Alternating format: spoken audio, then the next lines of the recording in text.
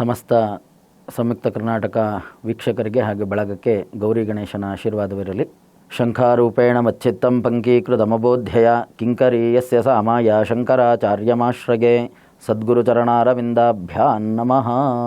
ಈ ವರ್ಷದ ಗೌರಿ ಹಬ್ಬದ ಆಚರಣೆಯನ್ನು ದಿನಾಂಕ 26/8 ಮಂಗಳವಾರದ ದಿನ ಭಾದ್ರಪದ ಶುಕ್ಲ ಪಕ್ಷ ತದಿಗೆ ಎಂದು ಆಚರಣೆ ಮಾಡ್ತಾ ಇದ್ದೇವೆ. ಇನ್ನು ಗೌರಿಯ ಪೂಜೆ ಬಗ್ಗೆ ವಿಚಾರಕ್ಕೆ ಬರೋದಾದರೆ 3 ವಿಧಾನದಲ್ಲಿ ಪೂಜೆಯನ್ನು ಆಚರಣೆ ಮಾಡ್ತಾರೆ. ಕೆಲವರು ಕಲಶದಿಂದ ಪೂಜೆಯನ್ನು, ಇನ್ನು ಕೆಲವರು ಮೂರ್ತಿ ಪೂಜೆಯನ್ನು, ಏನೂ ಇಲ್ಲ ಅಂತ ಆದ ಪಕ್ಷದಲ್ಲಿ ಅರಿಶಿಣದಿಂದ ಗೌರಿಯನ್ನು ಮಾಡಿ ಅದಕ್ಕೆ ಪೂಜೆಯನ್ನು ಮಾಡುವ ವಿಧಾನ ಇದೆ. ಹಾಗಾಗಿ ಯಾರಿಗೆ ಯಾವುದು ಅನುಕೂಲ ಆ ವಿಧಾನದಲ್ಲಿ ಪೂಜೆಯನ್ನು ಅನುಸರಿಸ್ಬೋದು. ಇದರಲ್ಲಿ ಯಾವುದೇ ರೀತಿಯಾದ ತಪ್ಪು ಅಥವಾ ದೋಷಗಳು ಅಂತ ಹೇಳಿಲ್ಲ. ಈಗ ಮೂರ್ತಿ ವಿಚಾರಕ್ಕೆ ಬರೋದಾದರೆ ಮೂರ್ತಿಯನ್ನು ಹೊರಗಡೆಯಿಂದ ತಂದು ಅದಕ್ಕೆ ಆರತಿಯನ್ನು ಮಾಡಿ, ತರುವಾಗಲೇ ಒಂದು ಆರತಿ ಮಾಡಿ ಒಳಗಡೆ ತಂದು ಸ್ಥಾಪನೆಯನ್ನು ಮಾಡಿ, ತದನಂತರದಲ್ಲಿ ಮಾರನೇ ದಿನ ಅದಕ್ಕೆ ಪ್ರಾಣ ಪ್ರತಿಷ್ಠಾಪನಾ ಪೂಜೆಗಳನ್ನು ಮಾಡುವಂಥದ್ದು. ಕಲಶವನ್ನು ಇಟ್ಟು ಪೂಜೆ ಮಾಡ್ತಕ್ಕಂಥವರು ಕಲಶಕ್ಕೆ ಷೋಡಶೋಪಚಾರ ಪೂಜೆಗಳನ್ನು ಮಾಡಿ, ಯಮುನೆಯನ್ನು ಆವಾಹನೆ ಮಾಡಿ, ಸಪ್ತ ನೀರನ್ನು ಅಂದರೆ ಸಪ್ತ ನದಿಗಳ ದೇವತೆಗಳನ್ನು ಆವಾಹನೆ ಮಾಡಿ, ಆ ನೀರನ್ನೇ ಆ ಗಂಗೆ ಕಲಶಕ್ಕೂ ಹಾಗೆ ಗೌರಿ ಕಲಶಕ್ಕೂ ಹಾಕಿ ಅದನ್ನು ಪೂಜೆ ಮಾಡುವಂತಹ ವಿಧಾನ. ಇನ್ನು ಅರಿಶಿಣ ಅಥವಾ ಮೃತ್ತಿಕೆಯನ್ನು ತಂದು ಮಾಡ್ತಕ್ಕಂಥವರು ಮೃತ್ತಿಕೆ ಪೂಜೆಯನ್ನು ಮಾಡಿ ಅರಿಶಿಣದಲ್ಲೇ ಗೌರಿಯನ್ನು ತಯಾರು ಮಾಡಿ ಅದಕ್ಕೆ ಪೂಜೆ ಮಾಡುವ ಪದ್ಧತಿಯೂ ಕೂಡ ಇದೆ. ಪೂಜೆಯ ಸಮಯ ಅಂತ ತೊಗೊಂಡ್ರೆ ಸೂರ್ಯೋದಯಕ್ಕೆ ಪ್ರಶಸ್ತವಾದ ಸಮಯ. ಆ ಸಮಯದಲ್ಲೇ ಮಾಡಬೇಕು, ಈ ಸಮಯದಲ್ಲೇ ಮಾಡಬೇಕು ಅನ್ನುವಂಥದ್ದಿಲ್ಲ.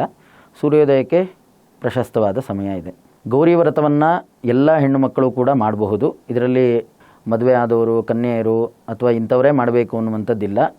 ಹೆಣ್ಣು ಮಕ್ಕಳಿಗೆ ವಿಶೇಷವಾಗಿ ಸೌಭಾಗ್ಯಪ್ರದಾಯಕವಾದ ವ್ರತ ಅಂಥೇಳಿ ಕರೆಯಲ್ಪಡುತ್ತೆ ಸ್ವರ್ಣಗೌರಿಯನ್ನು. ಹಾಗಾಗಿ ಮೊದಲು ಯಾರಾದರೂ ಮಾಡ್ತಾ ಇದ್ದರೆ ಅವರಿಗೆ ಮೊದಲು ತಾಯಿ ಮನೆಯಿಂದನೋ ಅಥವಾ ಅತ್ತೆ ಮನೆ ಕಡೆಯಿಂದನೋ ಪೂಜೆಯ ಬಗ್ಗೆ ಎಲ್ಲ ತಿಳಿದುಕೊಂಡು ಪೂಜೆಯನ್ನು ಆರಂಭ ಮಾಡುವಂಥದ್ದು ಉತ್ತಮ. ಮೊದಲು ಬಾರಿ ಪೂಜೆ ಮಾಡ್ತಕ್ಕಂಥವ್ರು ಅಂದರೆ ಇದೆಲ್ಲ ಕಲ್ಪೋಕ್ತ ವಿಧಾನದಲ್ಲಿ ಇರುವಂತಹ ಪೂಜೆಗಳು. ಕಲ್ಪ ಅಂತಂದರೆ ವಿಧಿ ಅಥವಾ ವಿಧಾನ, ಪದ್ಧತಿ ಅಂತ ಹೇಳಿ ಕರೆಯಲ್ಪಡುತ್ತೆ. ಹಾಗಾಗಿ ಪದ್ಧತಿ ಪ್ರಕಾರವಾಗಿರೋದ್ರಿಂದ ತಿಳಿದುಕೊಂಡು ಅಥವಾ ಯಾರಾದರೂ ಗುರುಗಳ ಮುಖಾಂತರವಾಗಿ ಮಾಡುವಂಥದ್ದು ಮೊದಲ ಬಾರಿಗೆ ಉತ್ತಮ. ಇಲ್ಲ ಅಂತಾದರೆ ತಾಯಿಯಿಂದನೋ ಅಥವಾ ಅತ್ತೆ ಕಡೆ ಮನೆಯಿಂದನೋ ಇವರ ಹತ್ರ ತಿಳಿದುಕೊಂಡು ಮಾಡುವಂಥದ್ದು ಪ್ರಶಸ್ತವಾದದ್ದು ಅಂತ. ನಾವು ಸಂಕಲ್ಪದಲ್ಲೇ ಹೇಳ್ತೀವಿ, ದೀರ್ಘ ಸೌಮಂಗಲ್ಯಾಭಿವೃದ್ಧ್ಯರ್ಥಂ ಸಕಲ ಸಂಪತ್ ಪ್ರದಾಯಕಂ. ಹಾಗಾಗಿ ಐಶ್ವರ್ಯಪ್ರದಾಯಕವಾದ ಸೌಭಾಗ್ಯವನ್ನು ಕೊಡ್ತಕ್ಕಂತಹ, ಸಂಪತ್ತನ್ನು ಉಂಟು ಮಾಡ್ತಕ್ಕಂತಹ ವ್ರತವನ್ನು ಗೌರಿ ವ್ರತ ಅಂಥೇಳಿ ಕರೆಯುತ್ತೆ. ಹಾಗಾಗಿ ಎಲ್ಲ ಹೆಣ್ಮಕ್ಳಿಗೂ ಕೂಡ ಸೌಭಾಗ್ಯವನ್ನು ಉಂಟು ಮಾಡ್ತಕ್ಕಂಥವಳು ತಾಯಿ ಗೌರಿ. ಹಾಗಾಗಿ ಈ ಗೌರಿಯ ಪೂಜೆಯನ್ನು ಎಲ್ಲ ಹೆಣ್ಮಕ್ಳು ಮಾಡಿದ್ರು ಉತ್ತಮ. ವ್ರತ ಅಂಥೇಳಿ ಕರೆಸ್ಕೊಳ್ಳೋದು ಆಗಲೇ ಹೇಳ್ದಂಗೆ ಕಲ್ಪೋಕ್ತ ಪ್ರಕಾರ, ಪದ್ಧತಿ ಪ್ರಕಾರವಾಗಿ ಮಾಡುವುದು ಅಂತಾದರೆ ಜೊತೆಗೆ ಯಾರಾದರೂ ದೊಡ್ಡವರು ಮುತ್ತೈದೆಯರು ಇದ್ದು ಅವರಿಂದ ತಿಳ್ಕೊಂಡು ಮಾಡುವಂಥದ್ದು ಉತ್ತಮ.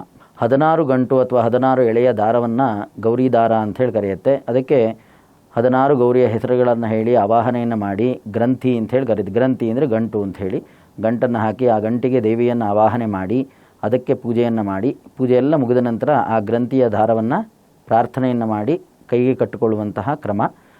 ಒಟ್ಟು 10 ಥರವಾದ ದಾರಿದ್ರ್ಯಗಳ ನಿವಾರಣೆ, ಹಾಗೆ ನಮ್ಮಲ್ಲಿರತಕ್ಕಂತಹ ಅರಿಷಡ್ ವರ್ಗಗಳ ನಿವಾರಣೆಗೋಸ್ಕರ ಈ ದಾರವನ್ನು ಕಂಕಣ ಅಂದರೆ ಬದ್ನಾಮಿ ಅಂತ ಹೇಳುತ್ತೆ ಸಂಸ್ಕೃತದಲ್ಲಿ, ಕಟ್ಟಿಕೊಳ್ಳುವಂಥದ್ದು. ಅದನ್ನು ಕಟ್ಟಿಕೊಳ್ಳೋದ್ರಿಂದ ನಮ್ಮಲ್ಲಿರ್ತಕ್ಕಂತಹ ಅರಿಷಡ್ ವರ್ಗಗಳು ಹಾಗೆ 10 ವಿಧವಾದ ದಾರಿದ್ರ್ಯಗಳೆಲ್ಲವೂ ನಿವಾರಣೆಯಾಗತ್ತೆ ಅಂತ ಹೇಳಿ ವೇದದಲ್ಲಿ ಉಲ್ಲೇಖ ಇದೆ. ಅಕ್ಕಿಯಿಂದ ಮಾಡಿದಂತಹ ಸಿಹಿ ಪಾಯಸ ಅಥವಾ ಪೊಂಗಲ್ಲು ಅಂಥೇಳಿ ಖಾರ ಅಥವಾ ಸಿಹಿ ಯಾವುದೇ ರೀತಿಯಾದ ಪದಾರ್ಥಗಳನ್ನು ಅಮ್ಮನವರಿಗೆ ಸಮರ್ಪಣೆ ಮಾಡಬಹುದು. ಅದು ಬಿಟ್ಟು ಮತ್ತೆಲ್ಲ ಥರವಾದ ಭಕ್ಷ್ಯಭೋಜಗಳನ್ನು ಅಮ್ಮನವರಿಗೆ ನೈವೇದ್ಯ ಮಾಡಬಹುದು. ವಿಸರ್ಜನೆ ಅಂತ ಬಂದಾಗ ಕೆಲವೊಬ್ಬರು ಅವತ್ತೇ ವಿಸರ್ಜನೆಯನ್ನು ಮಾಡ್ತಾರೆ, ಇನ್ನು ಕೆಲವರು 3 ದಿನವನ್ನು ಇಟ್ಟಿರ್ತಾರೆ, ಇನ್ನು ಕೆಲವರು 5 ದಿನ ಬಳಸ್ತಾರೆ. 5, 7 ಹಾಗೆ 21 ದಿನ ಇಡಲಿಕ್ಕೆ ಅವಕಾಶ ಇದೆ.